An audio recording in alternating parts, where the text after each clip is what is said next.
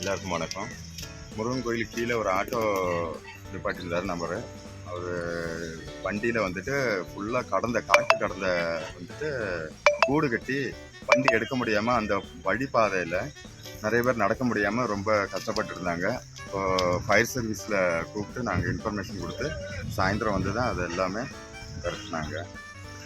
அது வண்டி எடுக்க முடியாமல் தான் ரொம்ப கஷ்டப்பட்டு இருந்தாங்க. கடைசி நேரத்தில் ஃபயர் ஃபோர்ஸ் வந்து தான் எடுத்தாங்க.